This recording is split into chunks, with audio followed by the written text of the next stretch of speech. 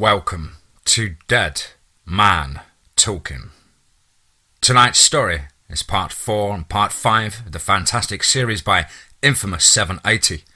As ever, please do take time to check out the wonderful Reddit, for which I'll leave a link in the description box below the video, and you can lose yourself for a good few hours over on their wonderful Reddit account. As ever, please do let us know down below in the comments what you thought. Please do like and share, it really does help build the channel and our community further. And of course, don't forget to hashtag TeamFEAR. And so, with that aside, let's get into tonight's story, entitled I Work for the Canadian Government, Part 4. Let's get straight into that.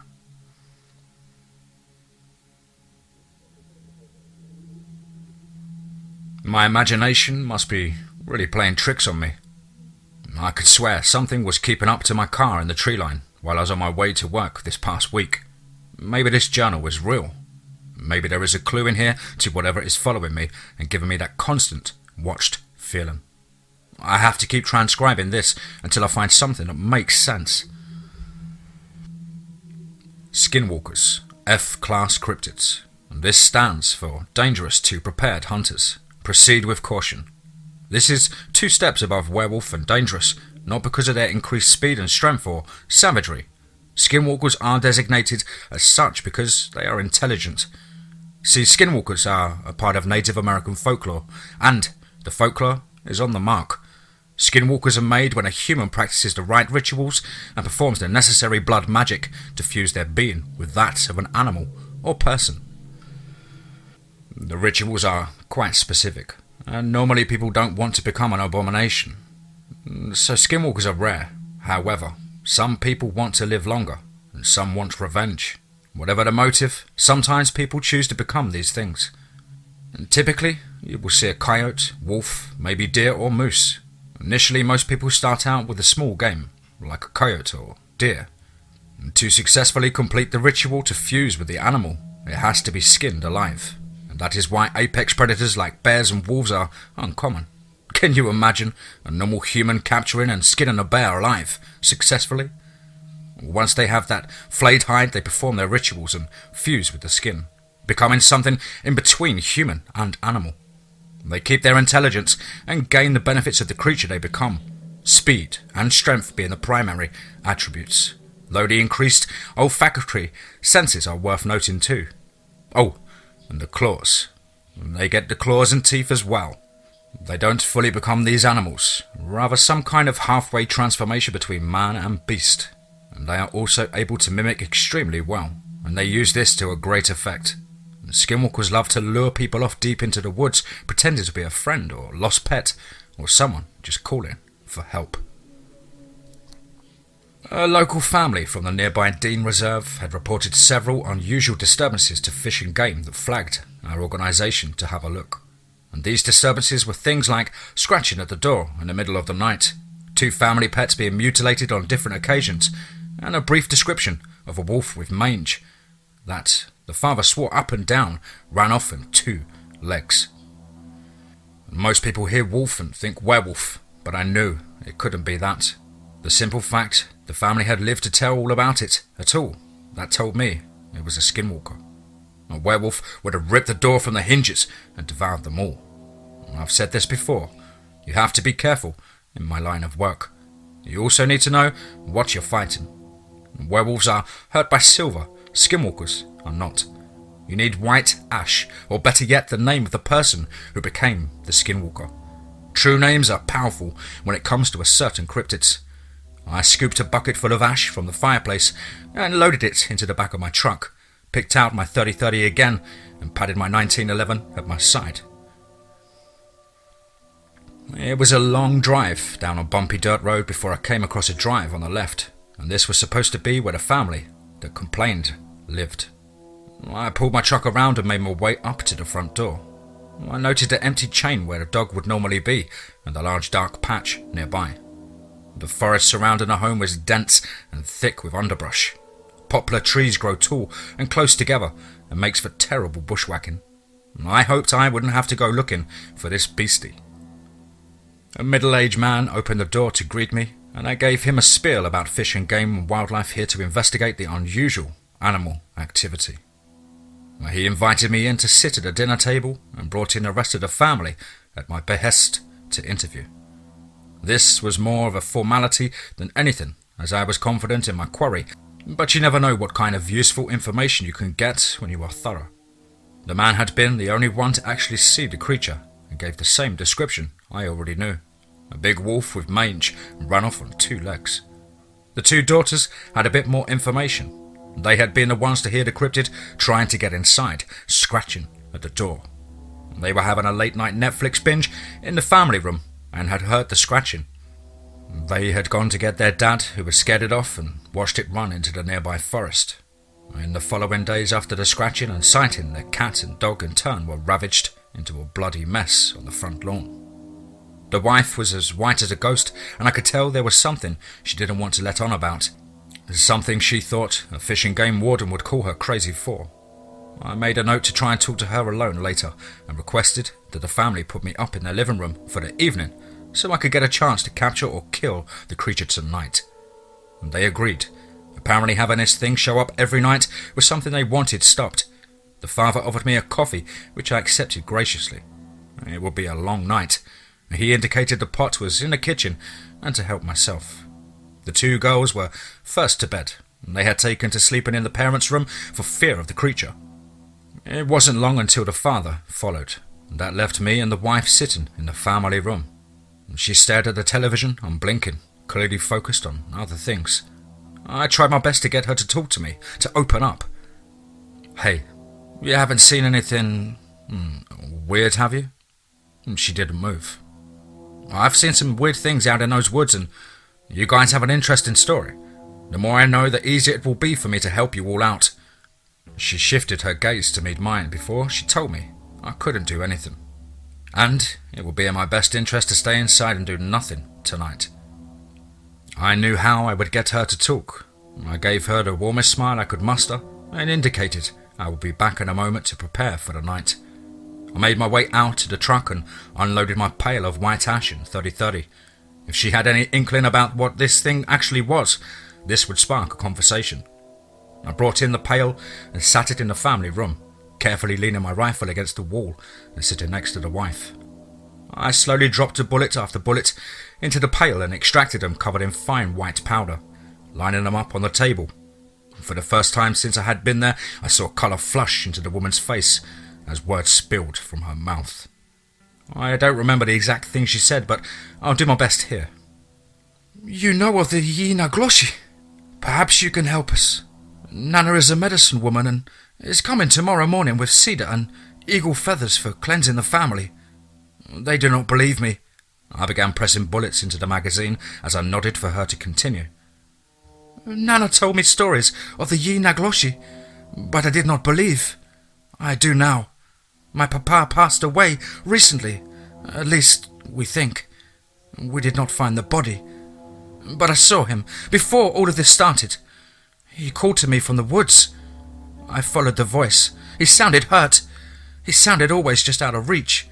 Tears welled up in the corners of her eyes as she began the next part of the story. "I remember horrible dread coming over me. I remember the stories my nana told rushing back to me. I remember seeing the Yinagloshi standing in the clearing. I don't know why, but it let me escape. I have no doubt it could have caught me. It followed me back to my home the entire way. It called to me in my papa's voice. It called to me in terrible half-human, half-feral growls. I think it was playing with me, and now, my family. No one would believe this." I slid the magazine into my 1911 and walked to the wall, picking up and chambering rounds into the rifle. I have done some terrible things in my line of work, but defending this family was not one of those things. I told the woman she should go to bed, but she insisted on staying up. Likely she wanted to see the body for herself. I was fine with this. She at least had some concept of the real danger involved with this animal, and maybe she could be useful. It was about 1 a.m. when we heard the first signs, and there was a gentle scratching at the door. I stood with my rifle and walked as quiet as I could to the door. I was within 5 feet when I saw the door handle twist. I instinctively dove for the door and shoved my shoulder against it hard as I could, not wanting to let the thing inside with this family. I could hear a low growl from the other side of the door. I then heard the scampering of clawed feet along the wooden deck. I saw a terrified face peek around the corner from the living room, and the woman motioned for me to come quickly. I left the door and made for the family room. It had a big sliding glass door, and as I rounded the corner, I got my first full view of the skinwalker. It was hunched over like an ape, 2 human-like clawed hands dragging near the ground. It was on 2 legs that bent backwards in a canine fashion. Grey mange-looking fur covered the back arms and legs, and the chest was distinctly human. The face was one of the more terrifying things I have ever seen in my time as a hunter. It had the pointed ears of a canine, a muzzle of a wolf covered in that same mange-like fur, which was additionally caked in old dried blood. The eyes were a glowing yellow, conveyed a level of intelligence that gave me pause. They were focused on the woman at first, but quickly settled on my emerging form. As it took in my presence, it saw the rifle. It crouched low and pulled back its lips to where they were so thin and into a snarl. Thick ropey saliva dripped from the maw to hit the ground. I raised my rifle as it bounded off the frame, making for the other side of the house. I shouted for the woman to stay there as I left through the sliding glass door. As I emerged into the cooler night air, I could feel the sickening dread this cryptid seemed to exude and smelled rotting flesh. I slung my rifle onto my shoulder and drew my sidearm, holding it in a close quarters fighting position, like I had been taught in training. I crept up onto the corner of the house the cryptid had disappeared around and then broke cover to make contact and fire on the creature. As I rounded the corner, I saw nothing. Unsure if it had fled or was trying to trick me, I took a few passing seconds to take account of my surroundings. I could hear the wind whistle through the nearby trees and several night insects chirping in the distance. Something thick and vicious then hit my shoulder when I turned. Looking up, I saw a grinning maw and cold yellow eyes staring down on me from the roof. It was playing with me. I stepped back from the house towards the woods to get a better angle and fired off rounds. The first 2 missed and I watched the cryptid tense for a pounce. As it flew through the air and landed in front of me, my third shot connected with one of the fur-covered shoulders. The most inhuman shriek filled the night air as the ash-coated round went to work on the foul magic holding the abomination together. I paid for that. Fetid claws sunk deep into my shoulder, inflicting a terrible wound and cutting the strap holding my rifle to my back. The rifle fell to the ground, as did I, with the creature over the top of me. I squeezed off 3 more rounds into the cryptid's heaving chest as it sunk a claw deep into my other shoulder and began dragging me into the forest. I could see rivers of blood running down the body. It was very much hurt, but still very much alive. I swore loudly and grabbed my homemade knife, diving it into the hand gripping my shoulder. It had no effect.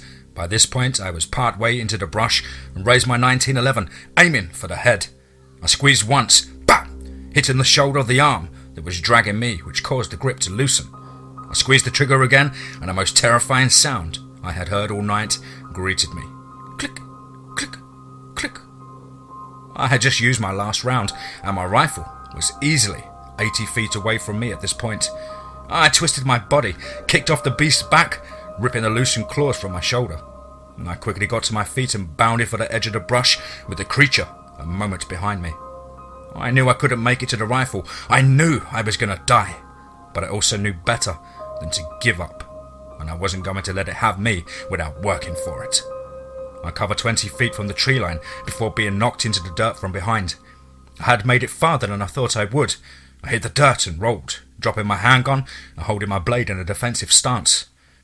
I should have thought to coat it in ash as well. At this moment, 2 things happened. A deafening explosion echoed around the little clearing the house was in, and one of the 2 yellow predatory eyes blinked out of existence. I took a few cautious steps backwards as the skinwalker fell at my feet, and then turned to see my saviour. The wife had seen our fight and come outside to pick up my fallen rifle. She was now covering ground between me and the cryptid with purpose. And when she arrived where the creature lay, she had already chambered the next round and placed it neatly in the head of the skinwalker, followed by 2 more. The gunshots had woken the rest of the family, and the father came outside to see what had happened. It took a while to calm him down when he saw the thing up close, but eventually he helped me drag the carcass into the back of my truck. We all went inside, and the family attended to my wounds as best they could. No one slept for the rest of the night, and I can't say I blame them. The following day, in the early morning hours, a vehicle pulled up to the house, and the oldest, most wrinkly lady I'd ever seen in my life waddled to the door with a small armful of items. She greeted me and introduced herself as Nana. She asked if I had helped her family to be rid of the Yi Nagloshi. I laughed and told her that her daughter had in fact helped me get rid of it. This brought a warm smile to her face as she went back to work on her cleansing rituals. She burned cedar and waved the smoke over each of us, in turn with an eagle feather. She spoke in what I assume is Deni, likely speaking prayers and words of healing. I was thankful for the inclusion, almost as much as the family was thankful for my presence the previous night. We all sat down for a big breakfast before I made my way to my safe house. And as hunters, we are supposed to kill cryptids, but a close second part of the job is keeping a knowledge of the boogeyman from the public. Sometimes it isn't a bad thing to let someone in on the creatures you hunt, and in this case, it had saved my life.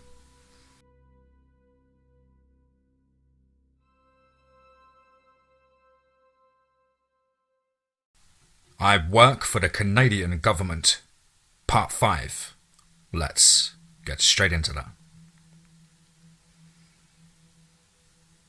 Okay, I'm not imagining things here. I caught a glimpse of 2 red eyes staring into my bedroom window last night. I blinked and they were gone. I was pretty shaken and had to leave my house. I bolted for my car and stayed the night at a friend's house. I'm home now, but I need to secure the windows or something. Here goes more transcribing. Local legends are rife anywhere you go in the world. I can't say which ones are made up and which ones are real, but I can say that we had a living local legend. I say had because it ran into me and Lenny. An old Dini legend tells of the Kinosu monster. Kinosu stands for Big Fish in Deni. Legend has it that a young brave regularly paddled his boat around the perimeter of Cold Lake to visit a beautiful young girl who he hoped one day would be his wife. Cold Lake is big, and the winds can whip up large waves that could easily swamp a small birch bark canoe. One evening the lake was particularly calm, the water like glass, so the brave took a shortcut across the French Bay. It's a small bay attached to Cold Lake. As the brave neared the middle of the bay, there was a thundering splash as the Kinosu roared up and bit the boat in half. The brave desperately tried to beat off the Kinosu with his paddle, but soon disappeared below the waves. The young girl had been waiting on the opposite bank and witnessed the altercation. She waited in vain until the morning for her lover, and all that was found was small pieces of the boat and a broken up paddle. It makes for a good story, and most people just assume that this was a scary story told to stop people crossing open bodies of water, which is dangerous in a small craft like a canoe. Nowadays, lots of folks use French Bay as a swimming hole, fishing ground, campsite. It's really popular. It is surrounded by trees on all sides and very much picturesque. One particular summer, a family was filming a moose swim across the bay. You could hear them gasp on film as the moose just disappeared beneath the water, never to come back up. Animals being eaten is one thing. I get called in when people are in danger. The Kinosu made itself a target when a man was swimming around at a point in the bay quite a distance from the shore, when his family witnessed him go under, never to resurface. Police searched the bay and surrounding area, but he never was found. And that is when my envelope showed up. I can stand my ground when I'm, on the ground, fighting something in the water. That made me a little uncomfortable, and when you're uncomfortable with a job, it's a sure sign you need some backup. I called up Lenny, and we met out front of Tommy's place. After our customary exchange, we made our way inside to see what Tommy could do to help us out. He had to give his chin a scratch for a moment, before offering a few tools and suggesting on how to handle this cryptid. We ended up leaving with harpoon guns, 2 sets of air tanks and a handgun each that were specifically designed for underwater firing. I honestly had never heard of a weapon like this before when going to see Tommy, but I guess that is why he has the job he does. The handgun is similar to a regular firearm, except it fires fletched rounds, and a barrel isn't rifled. We stopped off at the local Walmart and picked up some cheap fishing gear.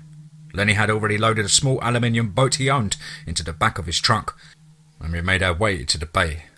Lenny stopped his truck just after the turnoff, and I pulled up next to him. He told me to vacate the area and give the people a spiel about fish and wildlife doing testing in the area. I sent home one camper, a guy fishing off the dock, and a family playing in the shallows. After they had all departed, Lenny set up a roadblock at the entrance to the bay with a warning about dangerous animal in the area. Usually that was enough to keep folks away. We donned our diving tanks, strapped on our sidearms, and then tossed fishing rods, harpoon guns and tackle box and a cooler into the boat. Lenny got in first and I pushed us out into the water. We paddled out to the middle of the bay and began to discuss how to lure in a big fish. Lenny grinned and popped open a cooler I had assumed was for show. Inside was a bundle of red meat and skewers wrapped in some kind of netting. Lenny loved to watch Discovery Channel and figured if sharks liked it, maybe this thing would too. He hooked the meat bag onto his rod and let it fall into the water, steadying the rod under the seat of the boat. The meat bag was about 2 feet in diameter, and so anything that could fit it into its mouth was likely our cryptid. I couldn't argue with his reasoning and opted to go under to have a look while he kept an eye out for civilians braving the barricades and signs or coming in from the main lake. I had never been diving before, and the idea of getting into the water with a man eating fish wasn't one I particularly enjoyed, but that was the job description. I slung the harpoon over my shoulder and fell backwards off the boat into the water, taking a moment to orient myself. I swam over to where I could see the fishing line enter the water and grabbed it with one hand to trace during my descent. For such a small body of water, I couldn't believe how deep it was. I swam down 20 feet before looking back up to see the outline of the boat framed against the water. It is a surreal environment to be in, and I touched the gun at my hip to stir some confidence in myself. Taking one last look at the darkness that surrounded me, I continued down. 30, 40, 50 feet. There was not much light down here. I couldn't see very far in front of me. I had reached the end of the line where the meat bag was hooked and didn't want to let go. It felt like I might be lost forever if I lost that link back to the surface. Enough light made it to the bottom for me to see the ghosts of rocks that made up the bottom dancing in the moving water. I remembered the high-powered light that was attached to the diving harness and flipped it on. I directed my beam, turning my body and scanning my surroundings.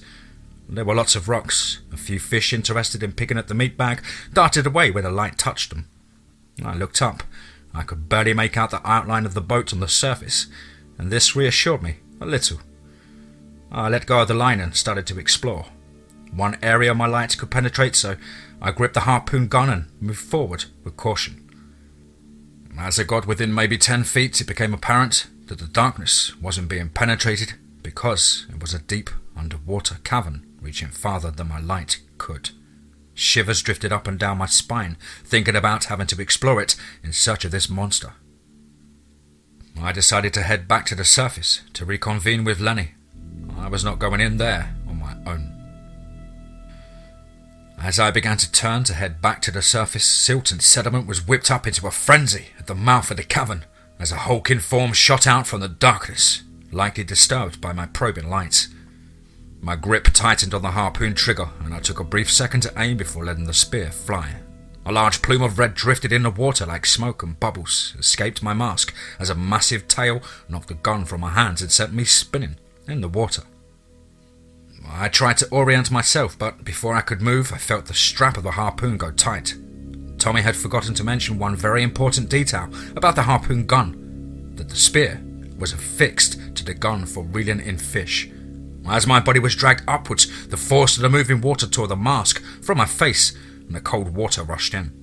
I held my breath as best I could. After but a moment, I realized I was in the air, some 10 feet above the water. My confusion was met by the sight of an overturned aluminium boat and Lenny staring up at me from the water with a look of shock on his face. He would later recount how he had been testing the airflow of his mask when his world exploded from beneath him and the boat was tipped over. 15 feet of what looked like a deformed Wally was in the process of disappearing back into the water with me attached to it by a long steel cable. I barely had enough presence of mind to slam my mask back onto my face before I hit the water again. This cryptid was circling the overturned boat like a shark, hungry for blood. I faced the oncoming water, and so it pressed the mask into my face rather than tear it off, and hauled myself hand over hand on the braided still until I found the side of the Kinasu. Lazy red mist still seeped into the surrounding water from the wound. I had hit it on its right side, just past where the gills were located, which was a testament to how fast it moved, as I had been aiming for the head. I felt the circle of the creature deviate and retrieved the handgun from my side as we sped up in the water. I saw gills open on the side of the creature and squeezed off 4 rounds of the fletchet into the openings, which spewed more red into the water. The creature tugged violently to the left and I almost lost my grip on the braided cable. We were still near the surface and I saw a harpoon go speeding past my body, just inches from where I had been a moment before. Lenny was floating 5 feet below the waterline and had been aiming for the cryptid's head as it had aimed for him. When my fletchet burned into the gills, I had sent it back off track and Lenny's shot had missed, almost hitting me. I cursed in my head and waited for the gills to open again, squeezing off every round of fletchet I had into the openings once more.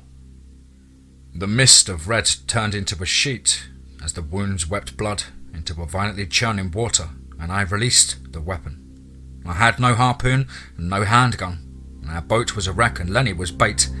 I straddled the creature and pulled with all my might at the braided cable, hoping a barbed harpoon was wreaking havoc on the insides of the creature. This had the desired effect, and violent spasms rocked the cryptid. It dove down, apparently deciding this fight was not worth the injuries it had sustained.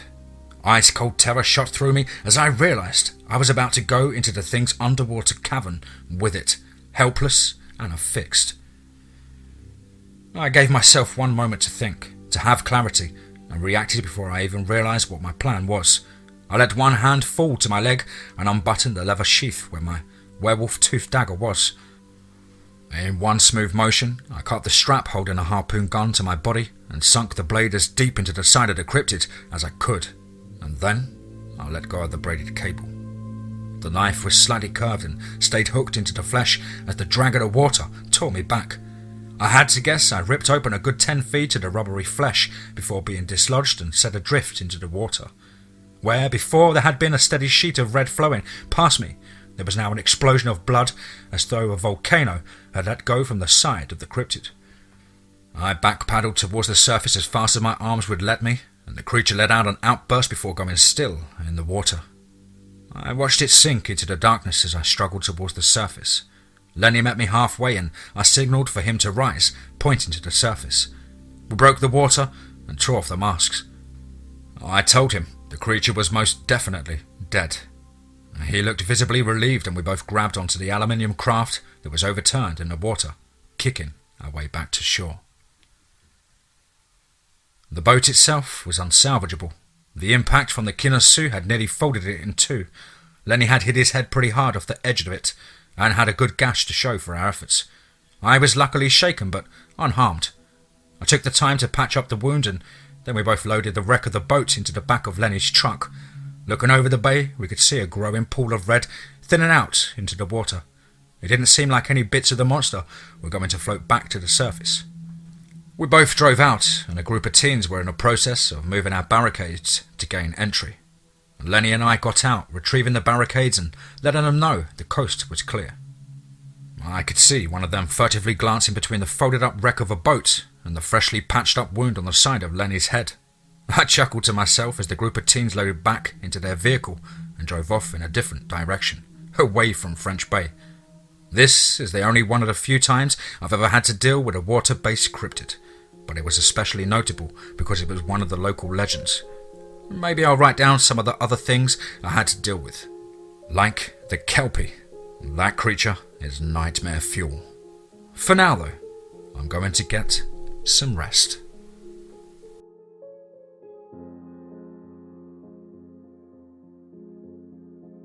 Wow. Absolutely awesome stuff there from the author, Infamous780. Thank you so much for allowing me to make a rendition of your awesome work. I do hope you'll continue this series. Guys and girls, as ever, you know the drill. Please do let us know down below in the comments what you thought. Please do like and share. It really does help build the channel and our community further. And of course, don't forget to hashtag TeamFEAR. I hope you're all well and happy and having a splendid week at work or school, whatever it is you're doing. And above all, remember, be safe, not sorry.